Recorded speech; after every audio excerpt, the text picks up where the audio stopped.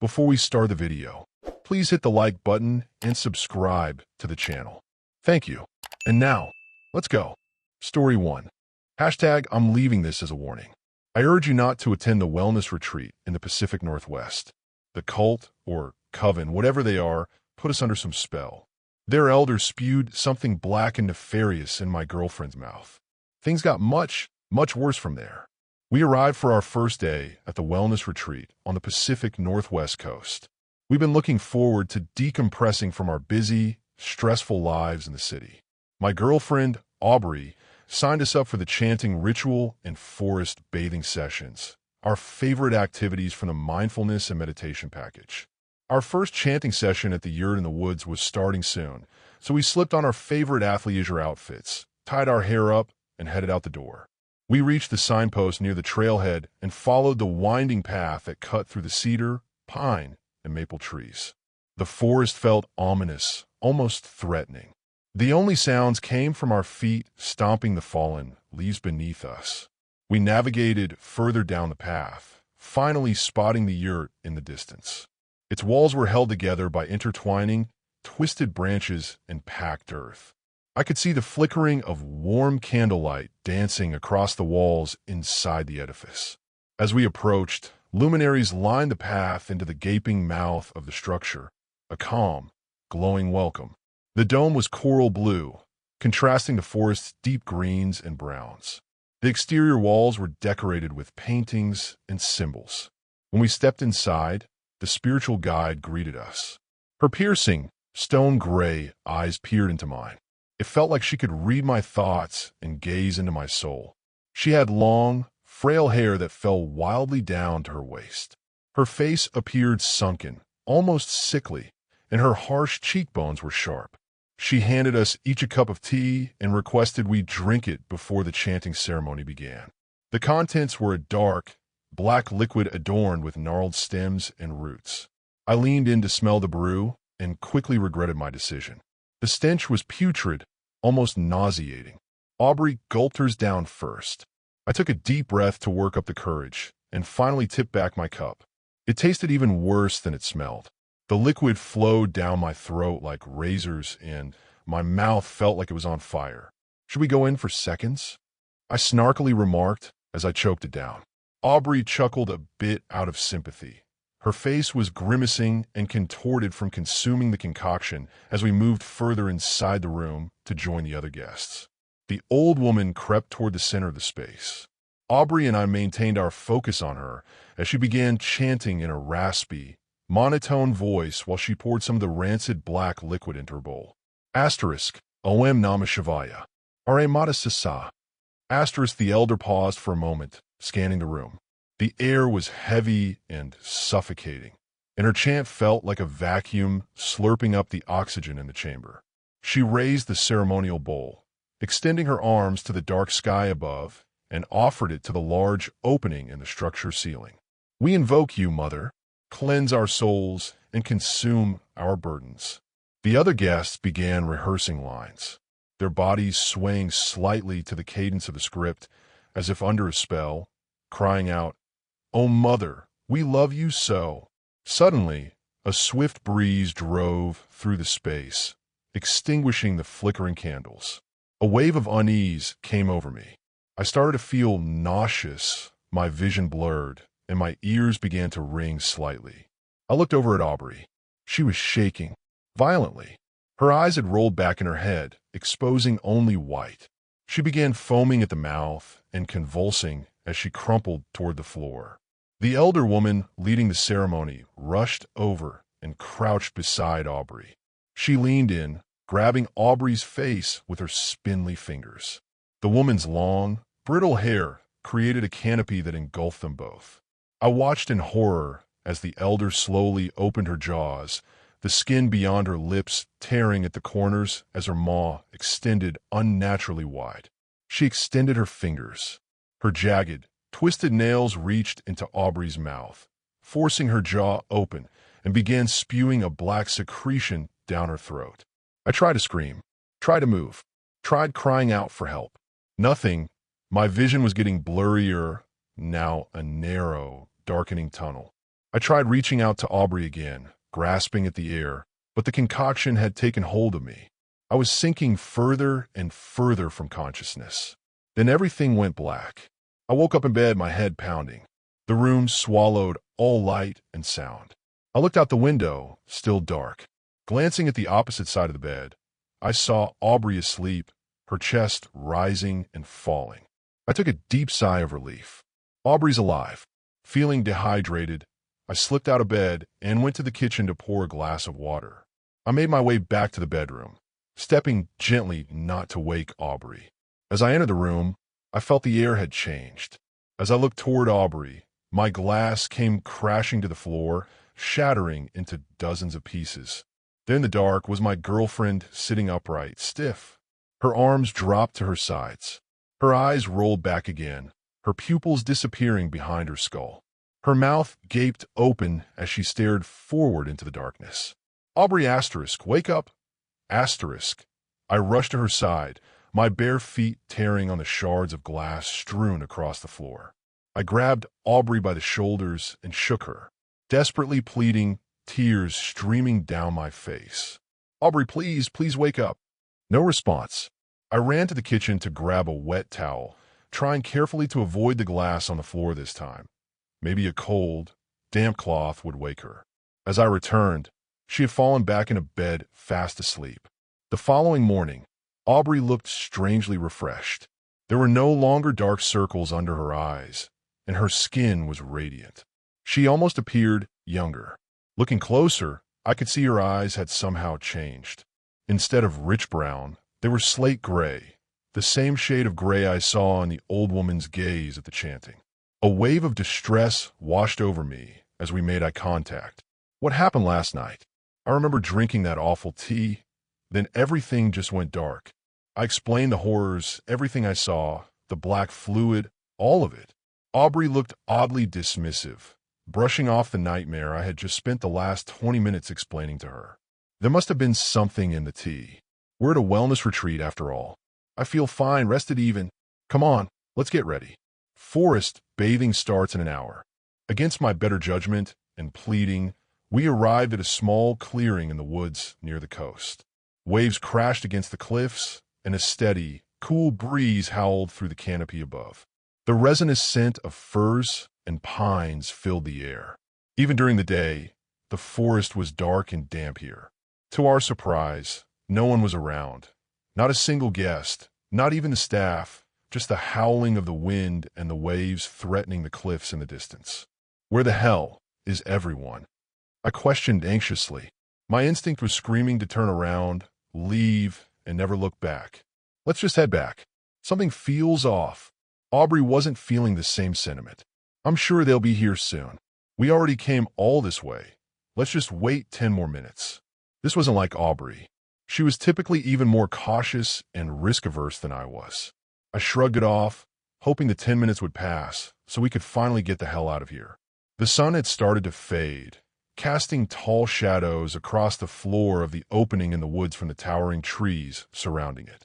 Suddenly, I heard a disturbance resonating deep within the endless dark forest. I paused, tuning my ears to the thicket beyond. My heart started pounding. The noises grew closer. Discarded leaves and broken branches crackled under heavy footsteps. I could also hear voices between the gusts of wind, a chorus coming from all directions, the sound of a dozen people chanting in unison. Asterisk, Om Namah Shivaya. Asterisk, asterisk, no. No, asterisk, asterisk, asterisk, asterisk, that asterisk, asterisk, asterisk, no. A flood of overwhelming panic replaced my anxiety. The chanting grew louder. I couldn't hear myself think. They were closing in, encircling us. Asterisk, R.A. Modicicia. Asterisk, I could see the group exiting the woods and entering the clearing. The elder appeared. She looked different, more deformed than before. Her arms and fingers were irregularly long, and her skin gray. Her presence immediately felt darker, more threatening. The witch's cold, gray eyes scanned the surroundings, sharp like daggers as she continued chanting and creeping directly toward us, picking up speed. Aubrey, something is seriously wrong. We have to get the hell out of here, asterisk. Asterisk, but it was too late. She was already in the elder's grasp, under her spell. Motionless. My heart was racing as a torrent of panic overcame me. My nerves hummed like lightning. I wanted to run to Aubrey, tear her from the crone's grasp so we could escape. But I couldn't move either, trapped in my frozen body. All I could do was watch in horror as the elder extended her twisted, bony fingers to Aubrey's face. With the tips of her long, jagged fingernails, she carved an incision from Aubrey's chin to the side of her nose, up through her forehead, and toward the back of her skull. Blood trickling down Aubrey's face. Once satisfied, the witch began to slide her fingers under Aubrey's flesh and began to peel back both sides, exposing her insides. Aubrey wasn't screaming. She didn't flinch as the old woman's lower jaw unhinged, displaying rows of jagged, serrated teeth. The witch lifted her head toward the midnight sky and let out an ear-piercing shriek, then sank her teeth into Aubrey's insides. The air filled with the sound of bones cracking and crunching, muscles, meat, and tendons shredding between her jagged teeth while I watched in horror as she consumed Aubrey, the smell of metal circulating in the air. She unzipped the rest of Aubrey's flesh using her serrated fingernails, tracing from the back of her head down to the bottom of her back. The witch reached deeper into the bag of flesh, thrashing and tearing out the remaining organic matter, chunks of meat, organs, and splintered bones, all discarded into a pile of slop beside her. The clothes Aubrey had been wearing no longer clung to her body, fell to the ground, soaking into the pool of blood and guts on the floor as the elder pressed further into Aubrey. The witch disrobed. Her blood-soaked grin widened as she began sliding Aubrey's soft tissue over her own and wrapping Aubrey's face around hers to a perfect fit. She let out a blood-curdling scream as the grotesque transformation was complete. Suddenly, the chanting stopped. The forest fell silent. I could feel the spell the sorceress had cast on me breaking. My heart beat wildly, like a sledgehammer against my ribcage. Thursday, thump. Thursday, thump. Thursday, thump. Run. I woke up the following morning. At least I think it was morning. I can't remember how I made it back to the casita. My head was pounding. I walked to the bathroom to wash my face and collect myself. My heart dropped as I looked in the mirror. The hair on the back of my neck stood up straight like it was pumping electric current. In the reflection, I could see that my eyes were a piercing stone gray, and a cup of black tea was on the counter. Story 2. It's just that sometimes I feel not great. Sad, I guess. Yeah, sometimes I feel sad. I focused intently on my own hands, completely unable to look at Dr. Melanie. My nails seemed too long. When did I last cut them? I needed to remember to trim them when I got home tonight. Wait, did I actually have nail scissors, or had Alex taken them? Which you mourn. Dr. Melanie replied, though, that certainly wasn't the way I'd phrase things. That's understandable. What do you do when you feel that way? Do you have coping mechanisms, such as talking to others, or are you less happy with your response to these feelings? I laughed quietly and without humor before stopping myself. I didn't want to treat Dr. Melanie disrespectfully. Melanie wasn't even her real name. Her real name had another couple of letters in it. But I'd misheard her the first time, and instead of being annoyed with me for getting it so wrong, she'd simply clarified her actual name, an unfamiliar word with a P in it somewhere, and said that calling her Melanie was completely fine. She'd been so patient with the glacial pace I'd taken to even this surface layer of opening up. All in all, she seemed nice, professional, and understanding. I know, I don't talk to people. I can't. I want to open up to friends, but it seems like either they aren't ones to talk about their feelings or they are, but their problems are so much bigger than mine, you know? I have a friend who lost his kid. I can't. So, anyway, I thought maybe I could talk to strangers online, but that seems difficult. Not technologically, I can work a computer. It's just awkward.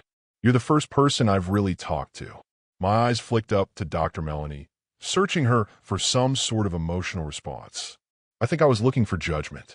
I told myself that I was finding myself a therapy session in order to work out how to feel better, but I think that was a lie. It was a lie I believed, or Lisa believed, but part of me had wanted to see a therapist so that they could assess me, so they could tell me that I was making a big deal out of nothing, and it would be objective, professional fact. Instead, she was just watching me, patiently waiting for me to go on. Oh, the coping mechanism thing. Not really. Kind of. I have one, but it isn't good. It isn't bad, it's just weird. Go on.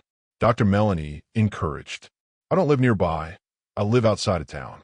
And there are some woods nearby, and if I walk into them, I can keep walking until the closest person is maybe a mile away. Nobody can hear me out there. So I just scream.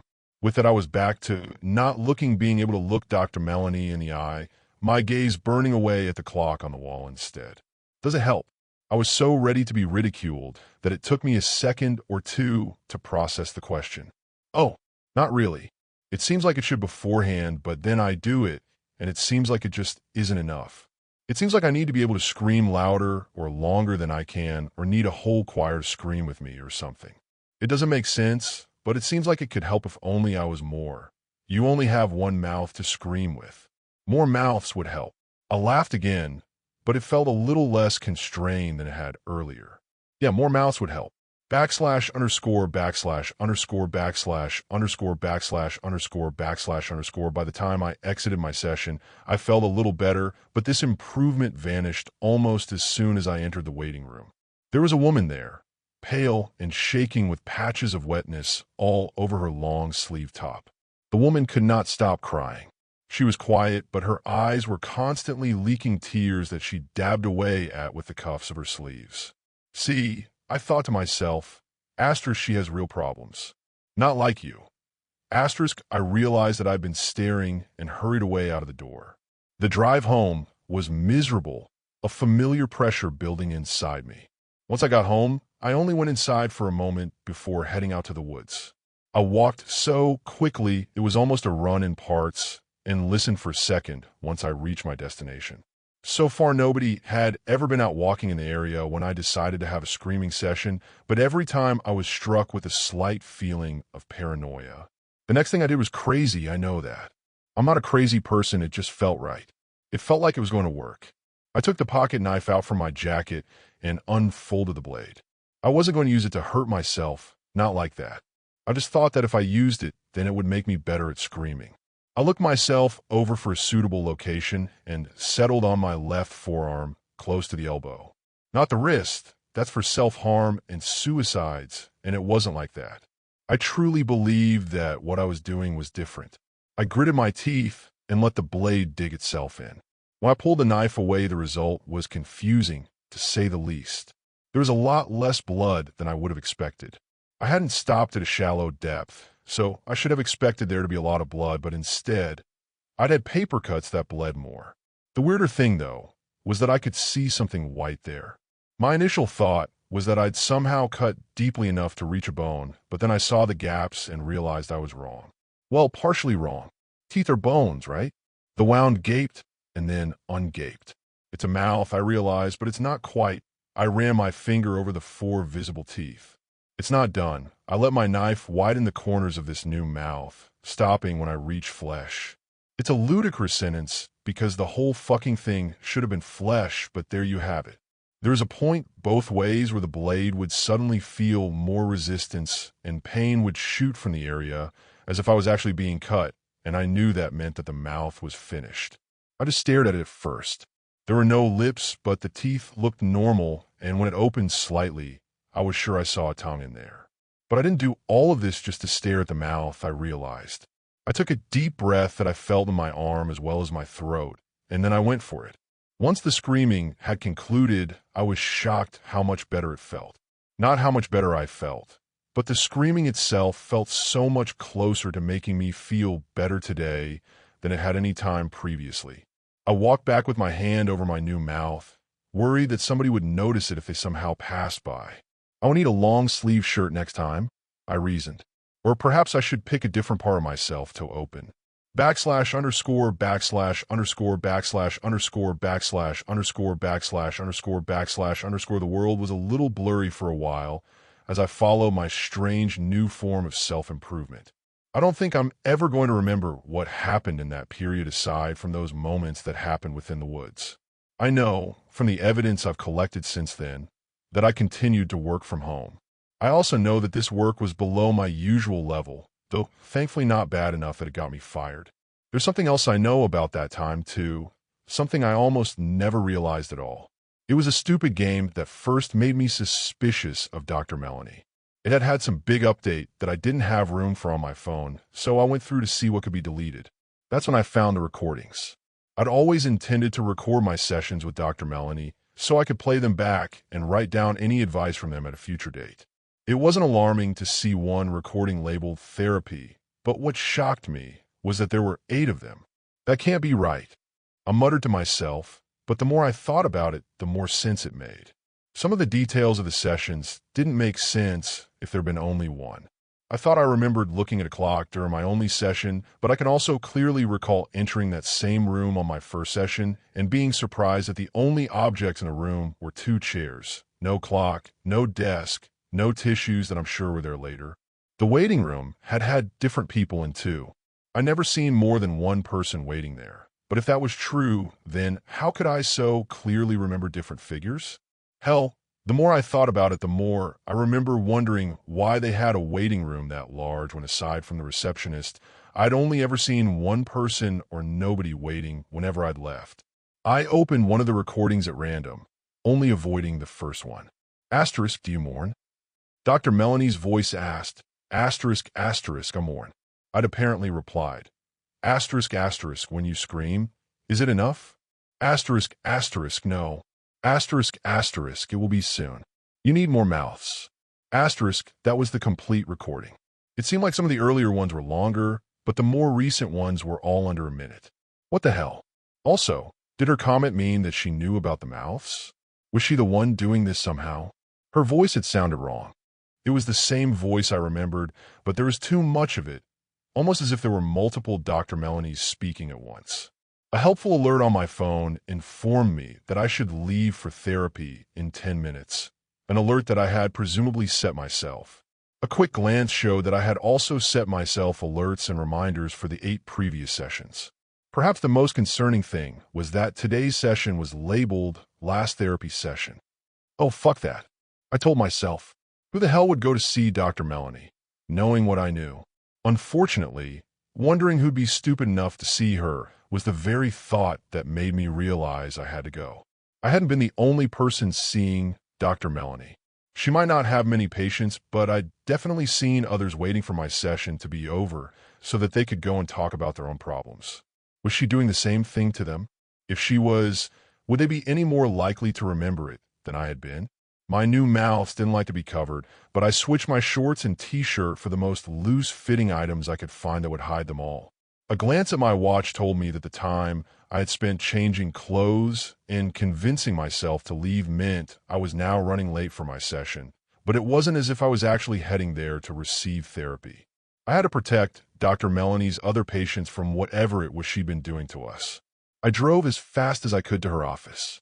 \_________________________________________________________________________________________________________________ It was only when I left the car that I made another grim realization about Dr. Melanie's practice. She'd chosen somewhere so out of the way that it would be difficult to get any kind of help out to us quickly if I needed it. Dr. Melanie hadn't chosen somewhere as isolated as my woods to set up office, but a lot of the buildings nearby had closed their businesses long ago. When I'd first come out here, I'd assumed the rent must just have been cheap, but I was beginning to suspect the choice of location may have been driven by more sinister motives. I wasn't even that close by when I began to hear it. It was just an orchestra of agony. There were screams, but they didn't have the short, panicked bursts of somebody in immediate danger, and the closer I got, the more I could hear other noises. There was sobbing, wailing, muttering. I don't know what point I'd broken into a sprint, but I reached the doors almost breathless. I threw them open, and there Dr. Melanie was, surrounded by her other patients. There were so many people. I don't actually know how many patients a therapist would usually see, but the waiting room that had always seemed so large and empty was now as crowded as a concert. Every patient that I could see was like me. They didn't all have multiple mouths, but all of them had changed in some way. At one point during my struggle to push forwards towards Dr. Melanie, I just saw the crying woman I'd noticed after my first session. Now that she was wearing a sleeveless dress, I realized why her top had been so wet when I'd first seen her that day. Her arms were covered in steadily crying eyes. Even through the chaos of the other noises, I could hear the gentle noise as each tear hit the floor. I turned away from her and pushed ahead. Dr. Melanie was stood on the desk of the receptionist, a woman who was currently slumped silently forwards, her long hair a carpet beneath the therapist's feet. "You came to me," Dr. Melanie said. Her voice was so soft that I shouldn't have been able to hear it, but, like the sounds of the tears from before, it was perfectly clear. I could isolate every sound in the room, in fact. Outside it had been chaotic, but now I was in the middle of it all. Every note of pain and sadness from the other patients was together, but separate in an overwhelming melody. "Do you mourn?" she asked. "What did you do to me?" I tried to yell. "I mourn," came my actual response. "I think you have enough mouths now." "Were you?" I tried to ask, but it was pointless. The pressure inside me had risen to an unbearable level with every step I'd taken, and I could feel my new mouths open beneath the fabric of my clothes. I shook my head, but I already knew there was nothing else to be done. I breathed in deeply like some sort of flute, air entering my body in impossible ways. Then I screamed. When I was younger, I used to paint. I wasn't even particularly good, but I used to adore that moment where I would add one final detail and be able to see that the work in front of me was now complete. The sound of my screaming was like that. I was the final instrument in her orchestra, my notes the only thing the melody that pressed around me could possibly have been missing. I thought she'd kill me. Now it was complete.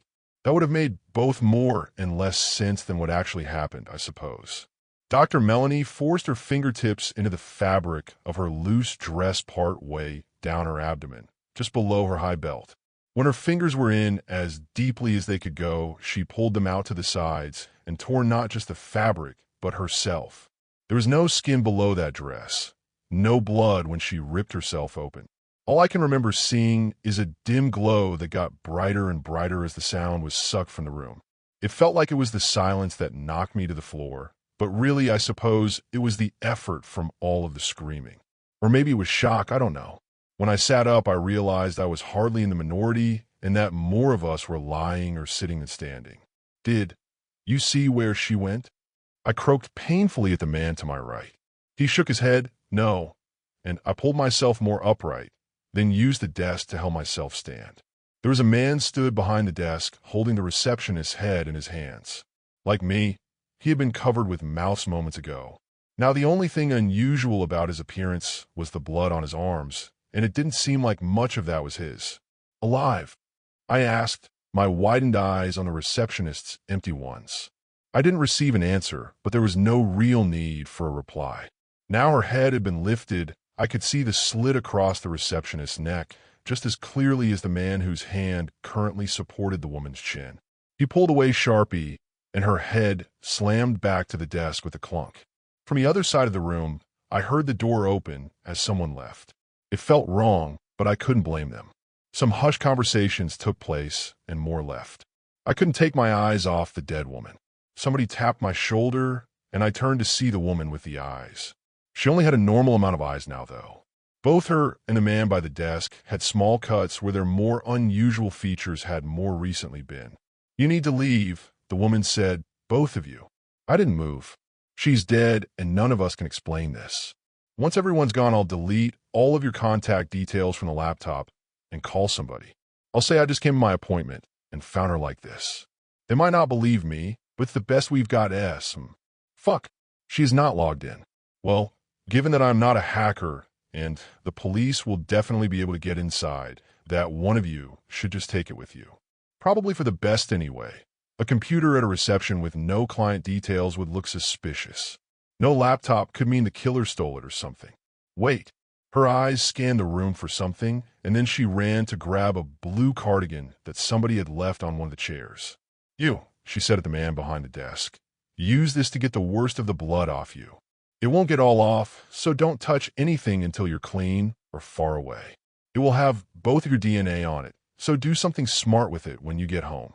Do not burn it unless you usually have regular fires. You're going to want your behavior to be super normal for the next few days. Normal routine, normal internet history, normal purchases in shops. Thoroughly bleach anything you get her blood on, but again, try and make everything look normal. All of this cleaning either needs to be somewhere you know nobody else can see you or be done in such a way that it looks normal. Do you understand all of that? The man nodded. Great. If you drove, leave now. If you didn't, then I'll see if any of the other stragglers drove here, because I think that jumper has wiped away all of the blood we can reasonably expect, but you still have some on you, and so public transport would be ill-advised. He left, and the woman turned to me. Okay, so if you could just grab the laptop whilst touching everything as little as possible, then that would be great. It would be great if it was wiped, but since that's out of the question, do not send it to somebody else to be wiped. We want dash, I can, I said, my throat protesting at the words. You can wipe it? That would be great. Probably not a good idea to sell it afterwards, though. Wait, if you can wipe it, then can you access it? Do not under any circumstance contact the other patients. But, I protested, and my voice finally gave out completely. I pointed at the door to Dr. Melanie's office and then to the exit. It took the woman a moment to understand what I meant, but then she sighed. We aren't going to find her. Finding a human can be difficult, but is possible for trained professionals with resources who don't need to lay low. That thing wasn't human. We know that, right? She was right. I pointed at her and gave my best questioning look. I don't know what specifically you're asking, she responded, but I'll do my best. I'm telling you what to do because I think the things I've said are our best chance of most of us getting off unscathed. I'm staying here because somebody has to.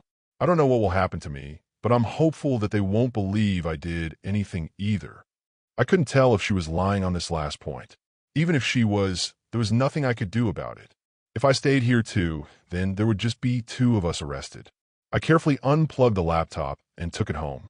/_________________________ I considered contacting the other patients, despite what I'd been told. In the end, though, I decided that the many-eyed woman had been right. Even if somebody in the room that day had seen what direction Dr. Melanie had headed when she left, that wouldn't be enough to go on. I wiped it and kept hold of it, just as I'd been told to. At first I thought somebody would come for me, but that never happened.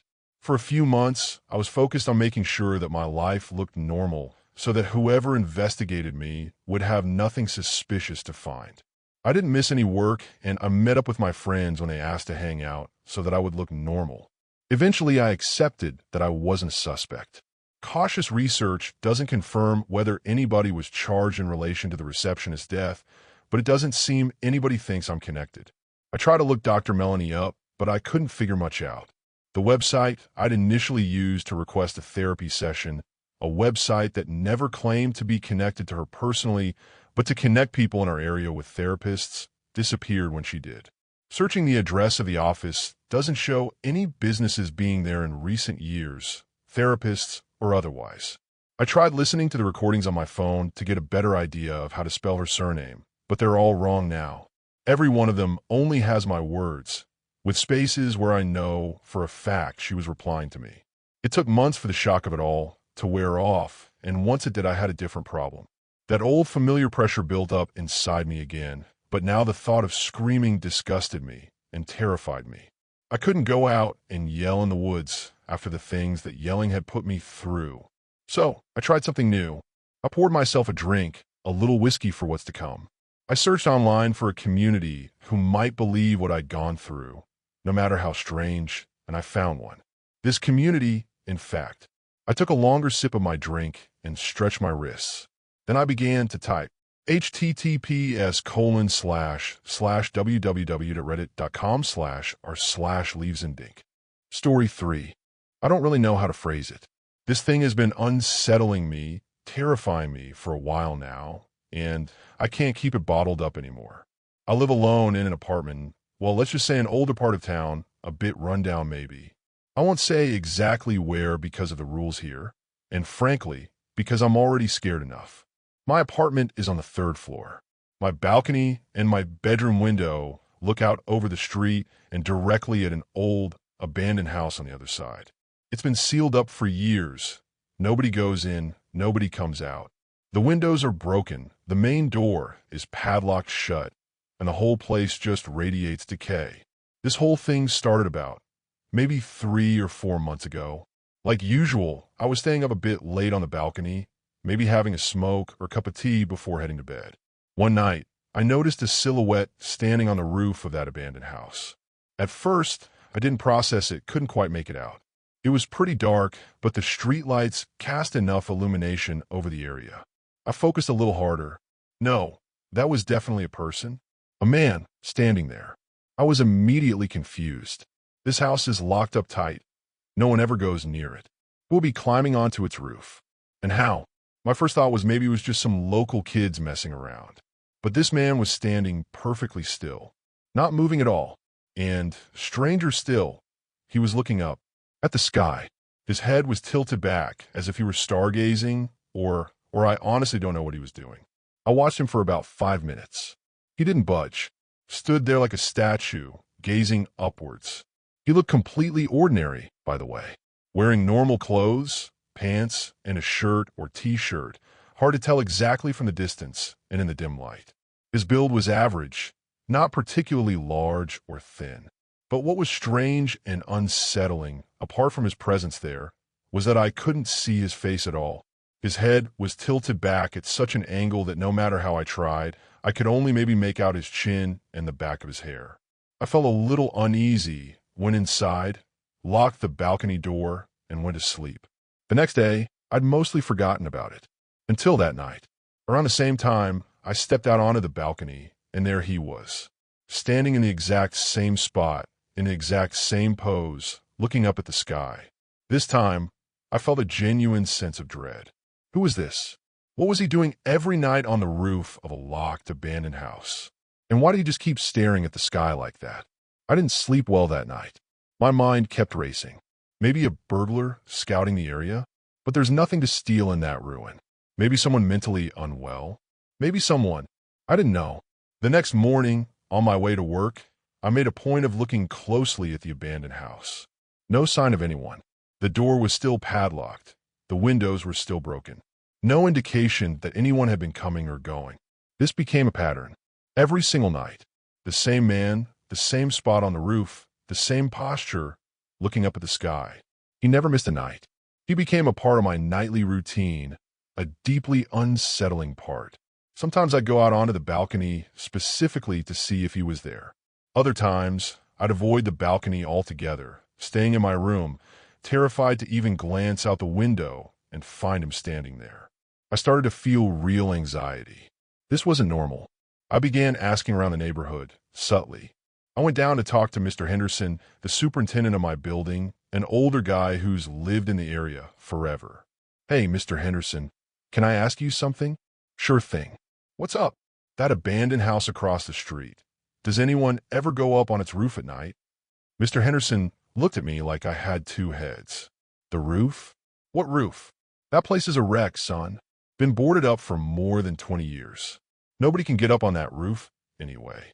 The inside staircase collapsed years ago. Are you sure, Mr. Henderson? Because I thought I trailed off. What was I going to say? That I see a guy standing there looking at the sky every night? He'd think I was crazy. Positive. I've been here long before you moved in. Nobody goes near that house. I just said okay, thanked him, and went back upstairs feeling like something was seriously wrong. Either Mr. Henderson wasn't paying attention, or I was hallucinating. I went to the small convenience store down the block. Asked the guy behind the counter the same question, but indirectly. What's the story with that boarded-up house, anyway? Looks kind of creepy. Oh, that was old Mr. Abernathy's place died, him and his wife, in an accident years back. Kids sold it to someone who just let it sit. Then they moved away. Place is probably haunted. He said that last part with a little smirk. Haunted? Haunted by what? Ghosts, spirits, local talk. Point is, nobody goes near it after dark. Right. Have you ever seen anyone strange hanging around it? Maybe lurking nearby? Or on the roof, maybe? The shopkeeper laughed. The roof? Who'd be able to get up there? Nah, nobody goes near it. You seen something? I felt like if I told him, he'd either laugh at me or get spooked. I just said, no, just asking. It looks weird. And I left. I sat with myself, thinking, nobody sees him but me? How is that possible? Am I imagining it? But I see him so clearly every night. Standing right there. A physical presence. So why doesn't anyone else see him? Does he only appear to me? Why? These questions started eating away at me. I wasn't sleeping properly anymore. I was constantly anxious and tense. Every time evening approached, my heart would start beating faster. I'd approach the window hesitantly, look out cautiously, and find him, standing in his spot, looking at the sky. I started observing him more intently, trying to notice any detail. His clothes were almost always the same. His posture never changed. He never moved at all, like a mannequin placed up there. Sometimes I'd stare at him for hours, waiting for any movement, any change. Nothing. Absolutely nothing. But the feeling of anxiety and suspicion grew stronger inside me. There was something fundamentally wrong about this man, about his stance, and about the fact that nobody else seemed to see him. Another month passed like this. I was nearing a nervous breakdown. I felt like I was officially losing my mind. I considered seeing a therapist, but I was scared. Scared they'd lock me up or put me on medication that would numb me. More importantly, I had this gut feeling that this was real, not delusions. Something was happening, and I was the only one witnessing it. I started considering wild explanations. Was he a ghost? Some kind of spirit? But if so, why just stand there looking at the sky? The ghosts and spirits you hear about usually try to scare people, harm them, make noises. This figure was completely silent, seemingly peaceful. But his very existence had become terrifying to me. Terrifying because of the mystery surrounding him, and because of the feeling that I was the only person on earth who could see him. That sense of isolation was crushing. Like there was a secret between me and this entity, a secret nobody else in the world knew. Did he know I was watching? No, impossible. He was always looking up. He never once looked towards me or anywhere else. His entire focus was on the sky. Last night, the moon was incredibly bright. A full moon, lighting up the street almost like daylight. I went out onto the balcony, tense as usual, and I looked towards the abandoned house. There he was, standing in his spot. The moonlight revealed him more clearly than ever before. I could see more details in his clothes. Dark jeans and a plain white t-shirt.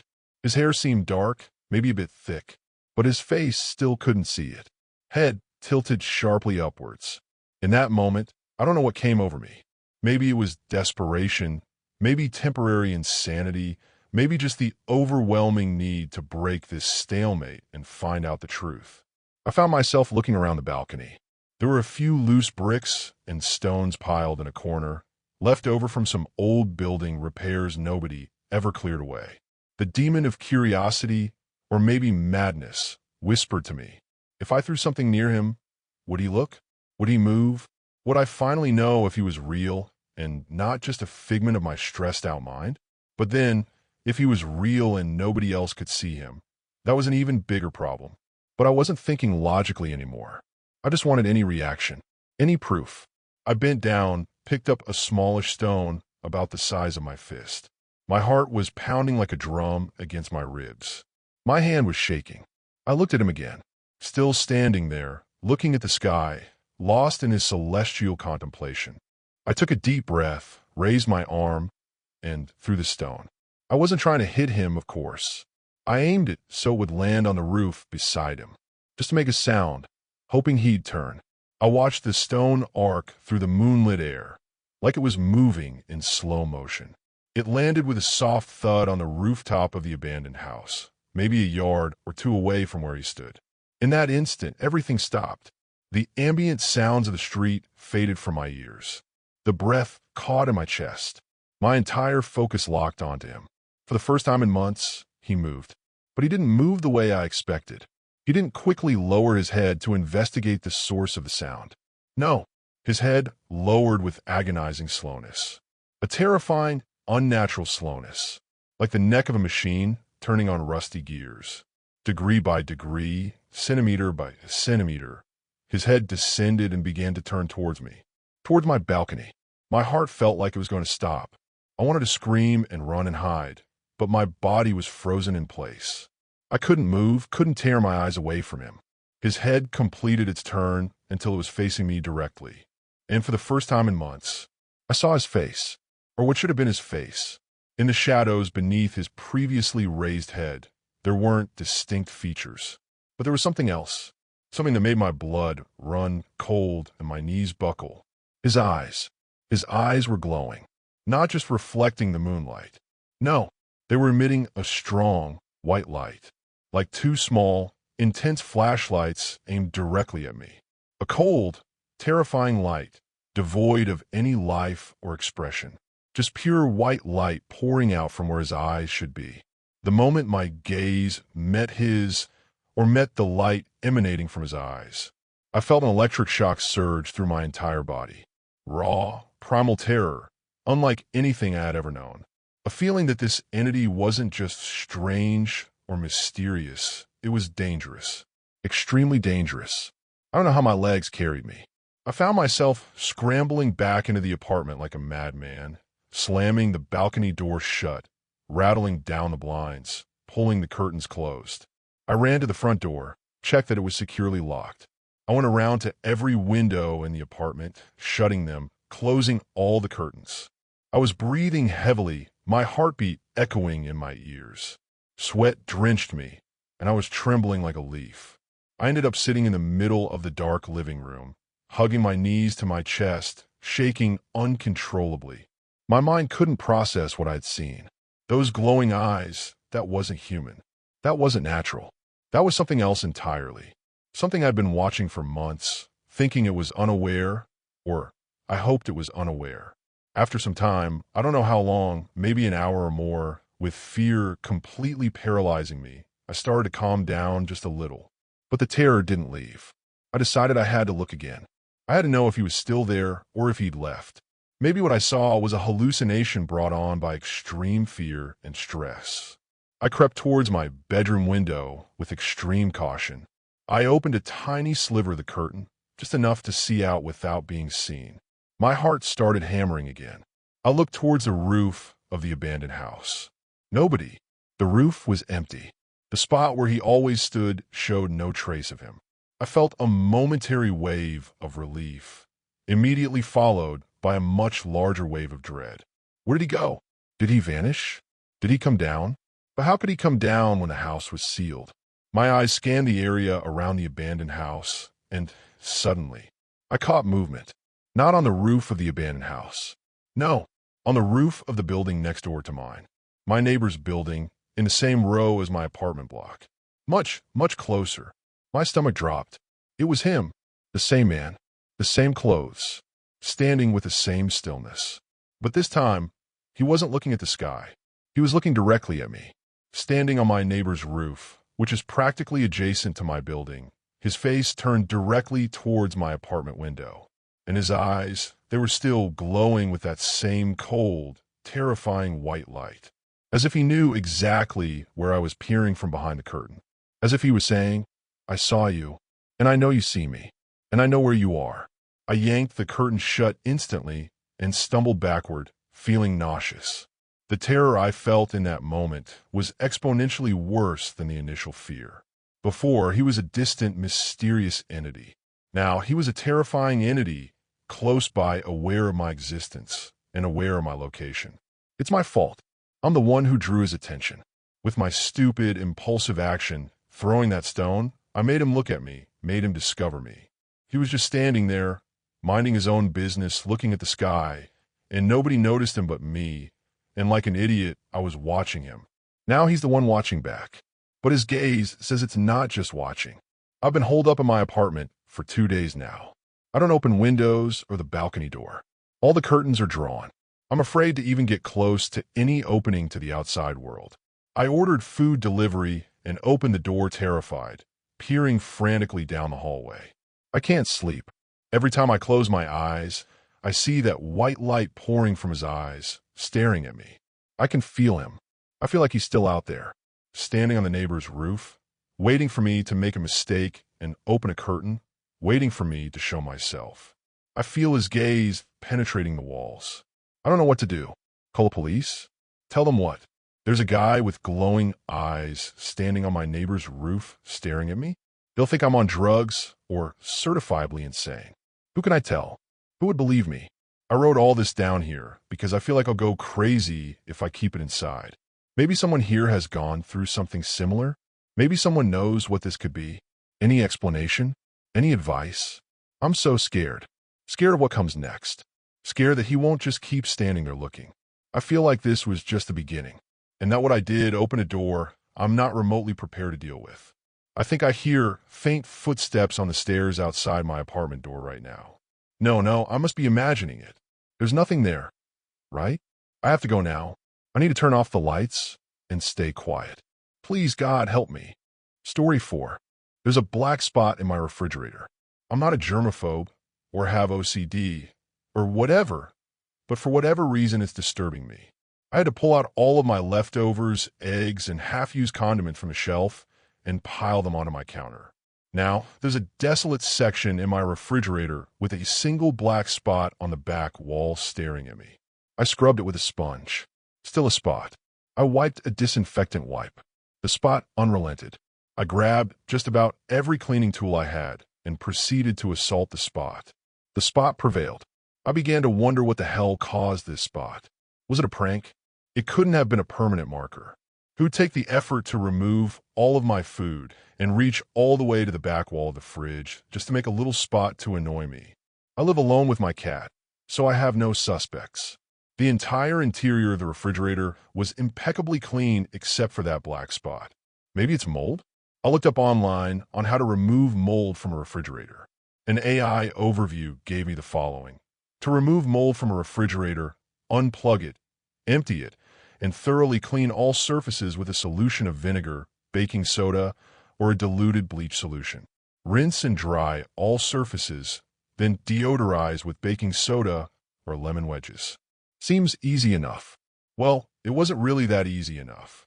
My refrigerator wouldn't budge. Step 1 was to unplug it, and I'm struggling to just do that.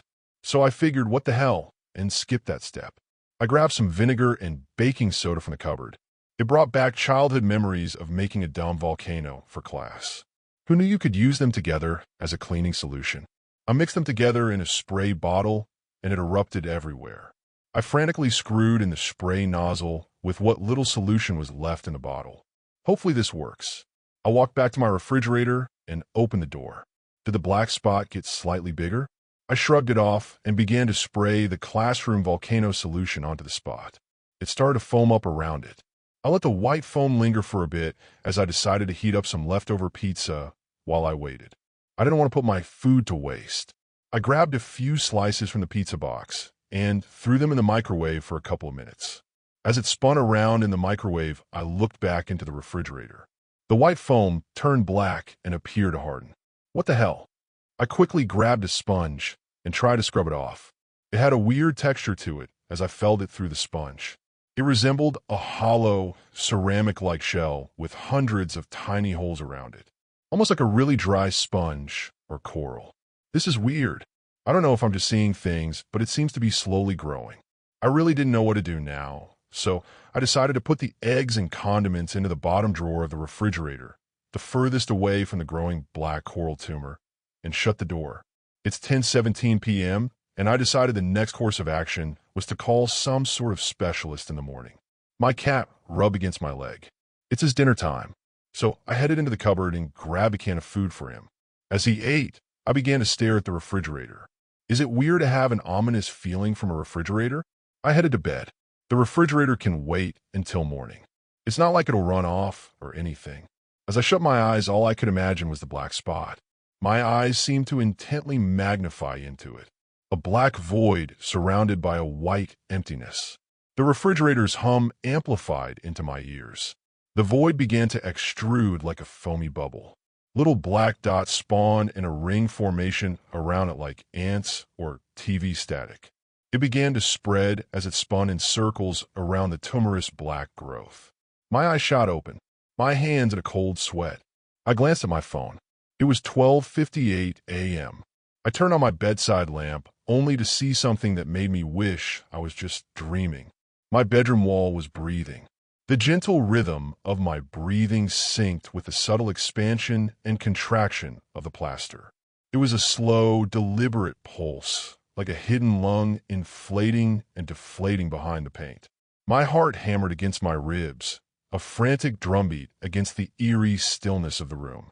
I blinked, trying to clear the sleep from my eyes, desperately hoping it was just a trick of the light, a lingering fragment of the nightmare.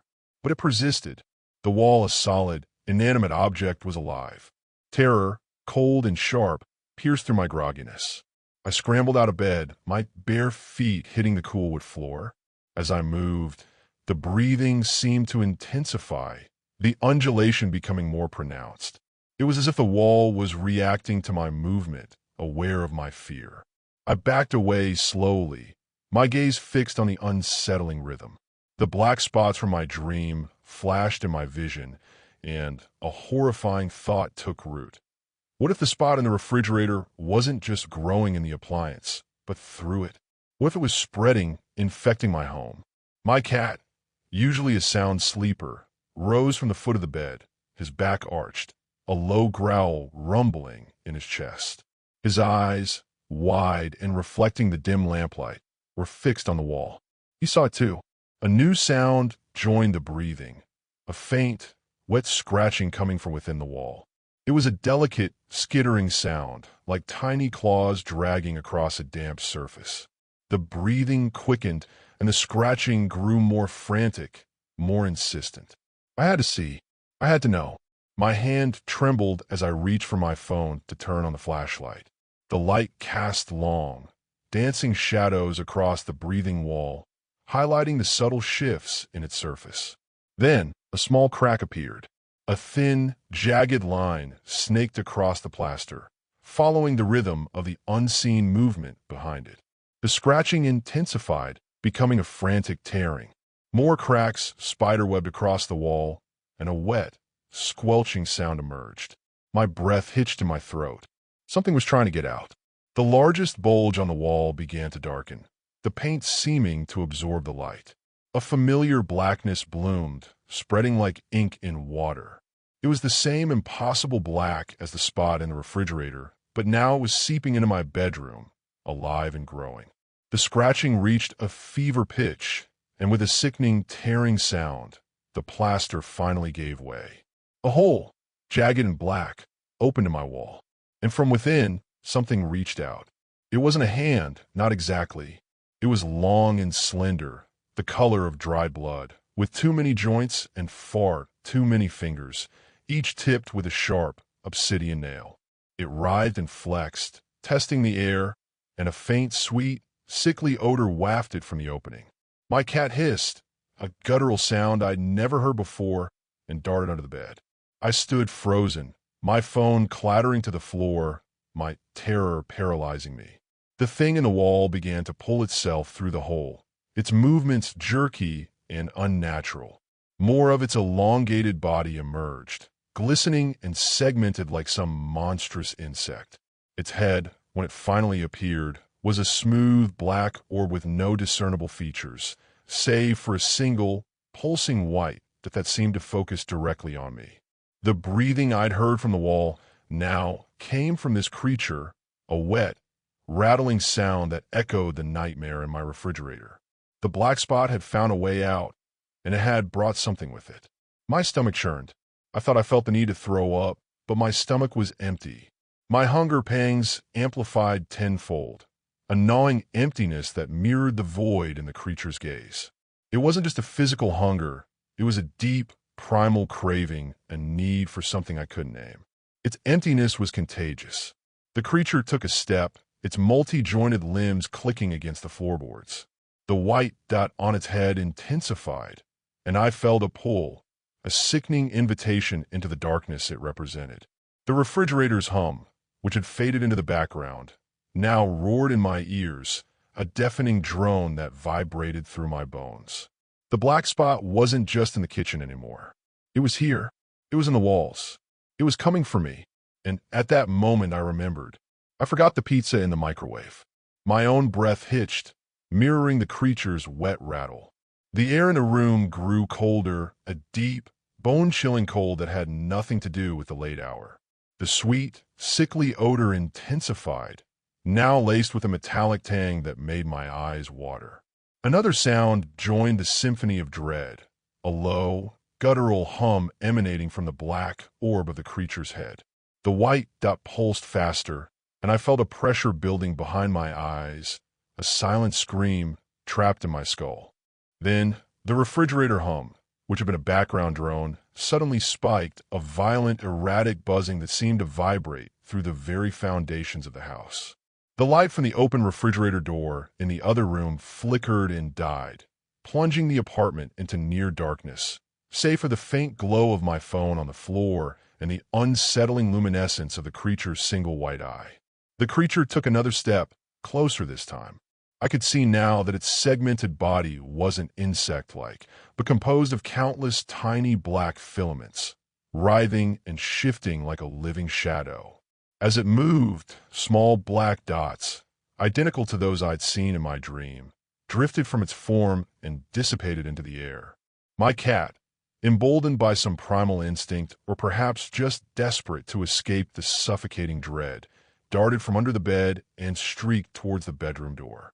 The creature's head snapped in its direction, the white dot fixating on the fleeing form. A long black tendril, impossibly thin and fast, shot out from its body, snaring my cat mid-leap. A choked yelp was the last sound he made before he was pulled back into the darkness of the hole in the wall. The white that returned its unwavering gaze to me. The humming intensified, resonating deep within my chest. The hunger, the emptiness, became unbearable, a gaping void that threatened to consume me. The creature took a final, deliberate step. Its shadow stretched long and distorted across the floor, engulfing my feet. The black filaments at its base seemed to writhe with anticipation. And then, the pulsing white dot went dark. The humming stopped. The refrigerator hum fell silent. The sweet, sickly odor vanished. The cold receded.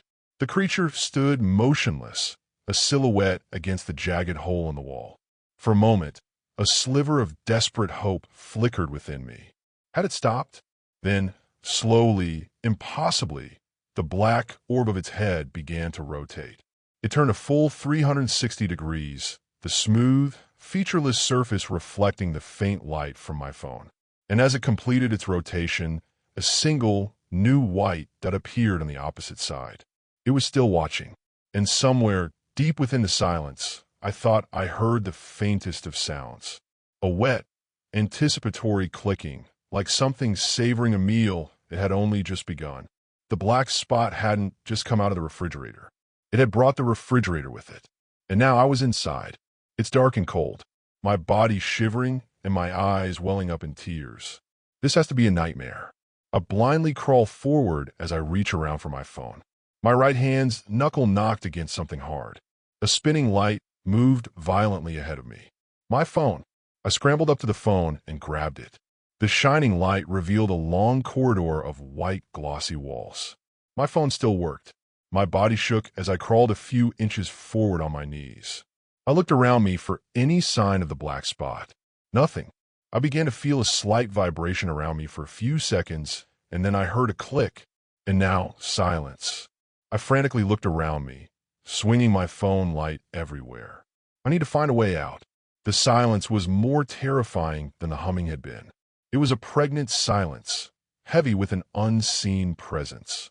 The air, still frigid, now carried a faint, metallic echo of the earlier clicking sound, as if unseen mechanisms were shifting and locking into place around me. The glossy white walls of the corridor stretched ahead, an oppressive, sterile expanse that offered no comfort or clue.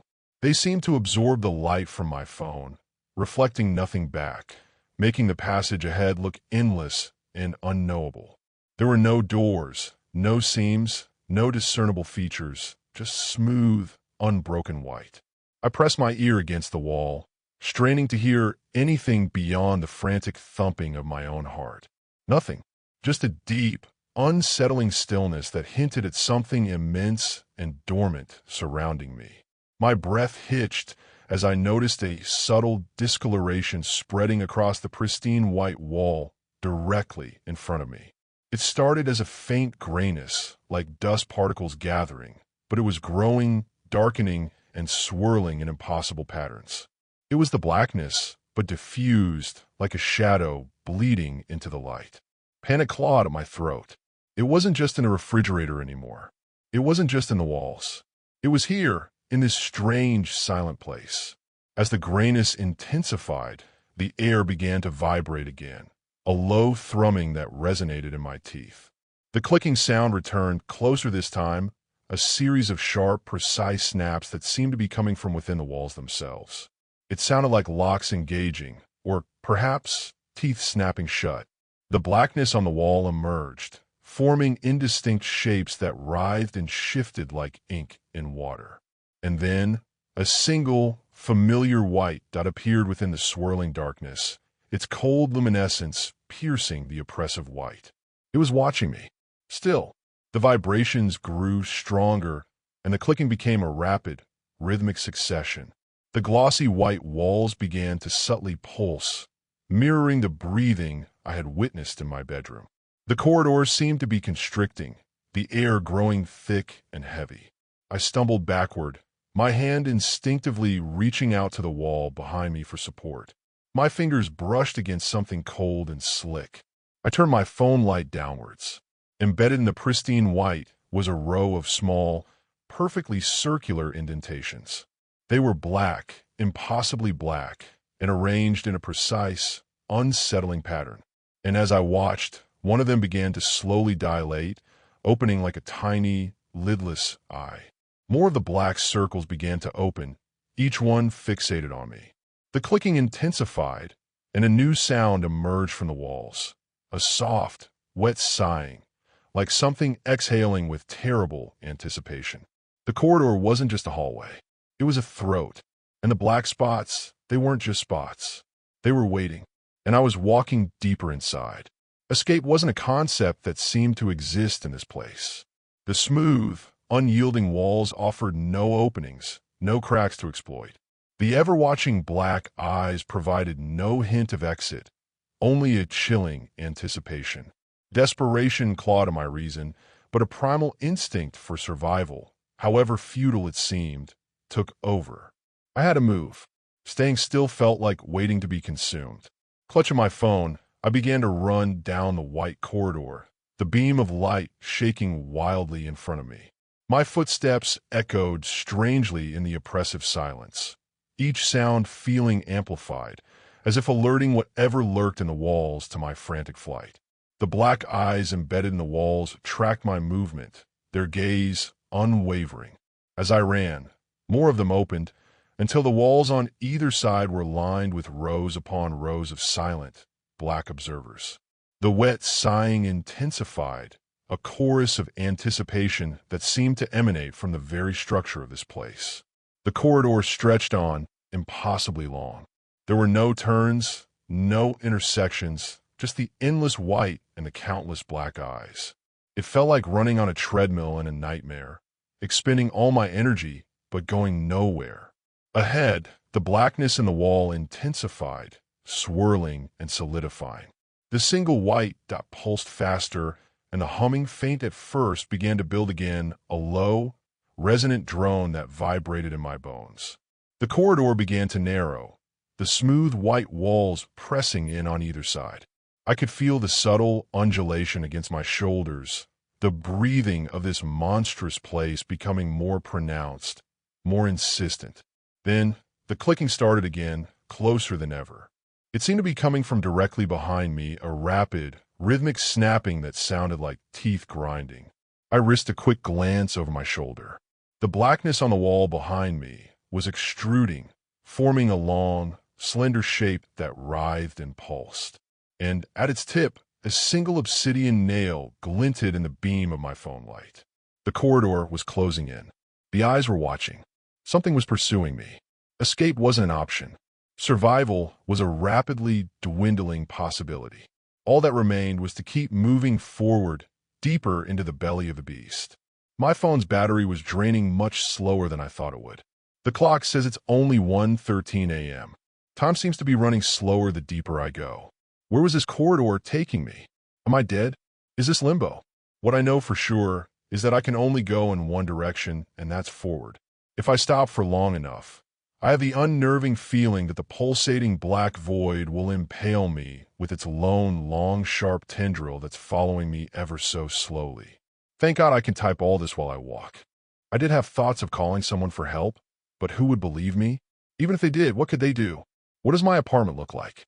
Had the moldy void consumed the entire building? The entire neighborhood? I heard a meow coming from within the corridor. The meow was faint, a pathetic, drawn-out sound that echoed eerily in the sterile white. It was undeniably my cat. But how could he be here? Had that tendril not? A fresh wave of nausea rolled over me, the image of his small body being dragged back into the wall flashing in my mind. Hope, fragile and foolish, flickered within the despair. If he was here, maybe there was a way out. Or maybe this was just another cruel trick of this impossible place, a lure to draw me further into its depths. Benji, I whispered, my voice cracking. Benji, are you there? Another meow answered, closer this time, seemingly coming from further down the corridor. I started running again, my fear momentarily overshadowed by a desperate need to find him. The black eyes in the walls seemed to intensify their gaze, their silent observation feeling more predatory now. The pulsating black void behind me continued its relentless pursuit, the obsidian nail glinting menacingly in the weakening beam of my phone. As I rounded a subtle curve in the seemingly endless corridor, the white walls shifted slightly, angling inwards. The air grew colder still, and a new scent filled the sterile void, a faint, metallic tang, overlaid with something sickly sweet, the same odor I'd noticed when the creature first emerged from my bedroom wall. And then I saw it. At the end of the narrowing corridor, the white walls opened into a vast, circular chamber. The walls here were no longer smooth but ribbed and pulsating with a soft, internal light. In the center of the chamber, bathed in an eerie glow, was a colossal, pulsating black orb.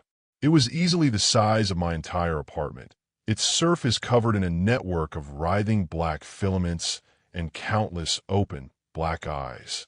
And suspended within its shadowy depths, struggling weakly, was my cat. A low, resonant hum filled the chamber, emanating from the giant orb. It was the same humming I'd heard before, but amplified 100-fold, vibrating through my very being.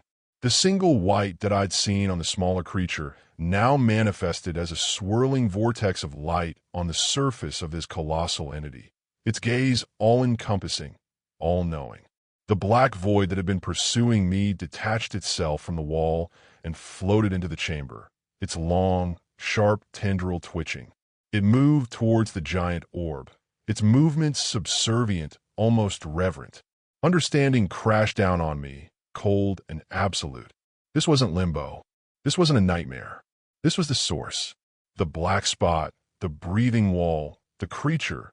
They were all extensions of this massive, malevolent entity.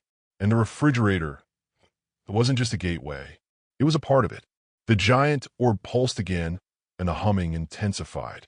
The black eyes fixed on me, and I felt that same sickening pull, that overwhelming hunger, amplified to an unbearable degree.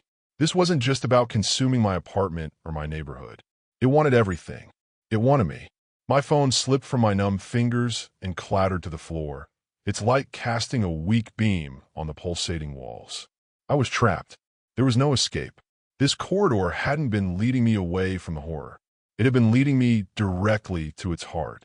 And as the giant black orb pulsed again, a new sound echoed through the chamber, a wet, anticipatory clicking that seemed to come from everywhere and nowhere at once. It was hungry, and it was leading me right to it. I picked up my phone again and then realized what the new sound was. It was a familiar low whirring. I looked towards the left edge of the pulsating wall about 6 feet away from the orb, a glowing cube covered in an undulating ooze. The microwave.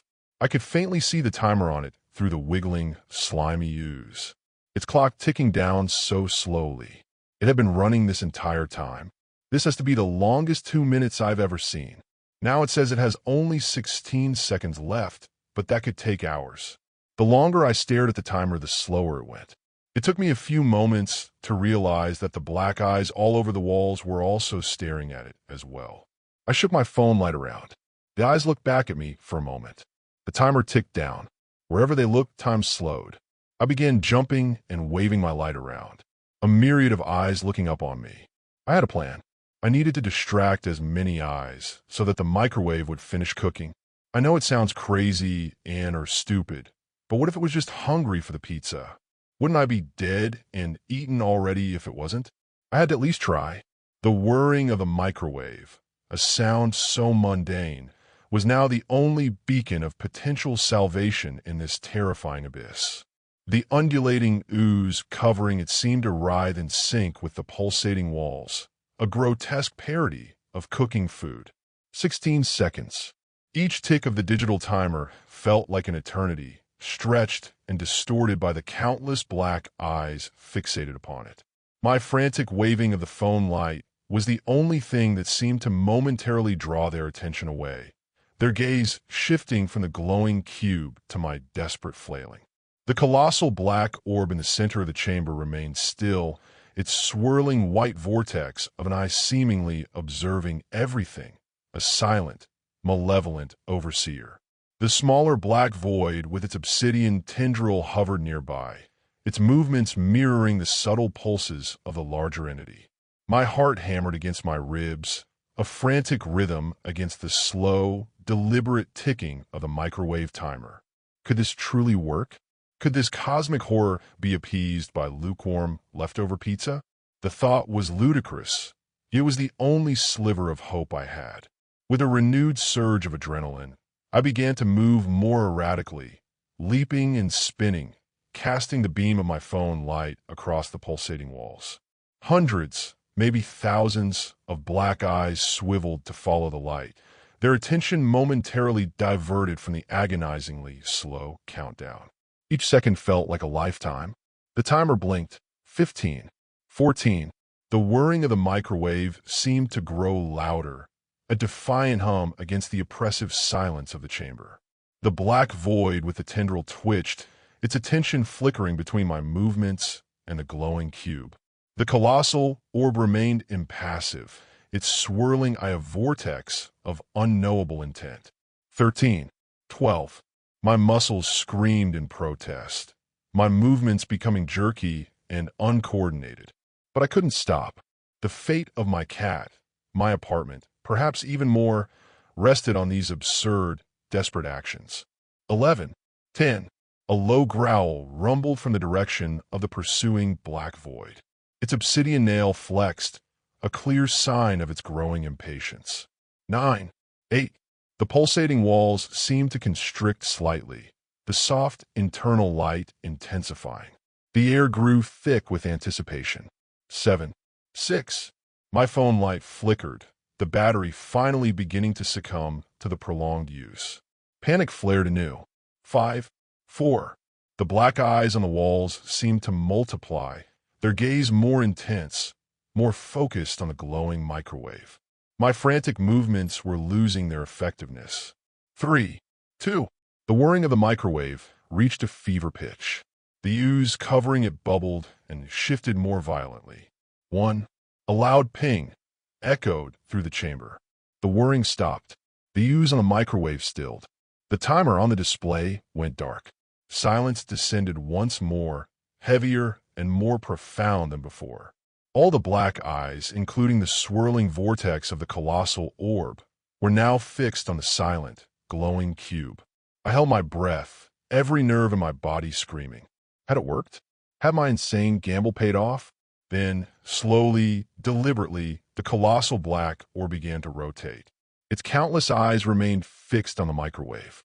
And as it completed its rotation, a single, enormous maw, lined with rows upon rows of razor-sharp teeth, silently opened on its opposite side.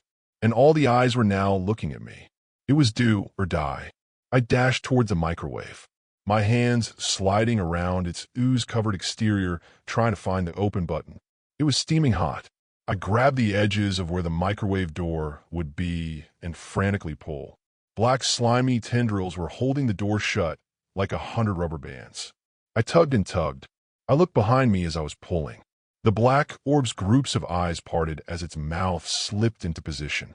Two clusters of eyes with its gaping maw right in the middle. It was now inching closer and closer. I could desperately lift my right leg while pulling the door with both hands and kick the right side of the microwave with all my might. My heel managed to connect with the open button as I was pulling, and the microwave door snapped open. A glowing light emitted from within its warm interior. A familiar, steamy, cheesy smell engulfed the room. The orb's eyes dilated, its mouth drooling thick, slimy black tar. In a frenzy, I lifted up the microwave and slammed it into the orb's mouth. Within seconds of it devouring the microwave, I punched the popcorn button. Sparks flew. The orb's eyes rolled back and shined blue. Ooze everywhere began to writhe and wiggle violently. It all receded into the walls as the orb began to melt with it, its eyes popping like popcorn kernels. The smell of vinegar and baking soda hit my nostrils, and a smile grew on my face. I collapsed onto the floor and looked around me. My kitchen has gone back to normal. All the ooze disintegrated except a small pile, slowly inching away. It was headed towards the refrigerator. From the corner of my eye, I saw a blurry mass fly from the counter. Benji, with his claws out, pounced towards the ooze. I quickly got up, kicked the refrigerator door closed, and snatched Benji up. The ooze barely made it into the refrigerator as it slowly melted into the floor. I won. I then placed Benji back on the counter and gave him a treat from the cupboard. With a sigh of relief, I began to clean up around the kitchen. Deciding that it had been long enough, I opened the refrigerator door. Spotless, as it should be. I go to the bottom drawer, put the condiments back on the shelf, and then grab the eggs. One of the eggs slipped from my fingers. There was a black spot on one of the eggs. That's it for today's creepy Reddit tales. Before we go, I just want to say a quick thanks to all of you for watching, liking, and sticking around. You guys keep this channel going, and I'll be back soon with more stories that'll make your skin crawl. Drop a comment if you've got your own spooky tale to share, and I'll see you in the next one.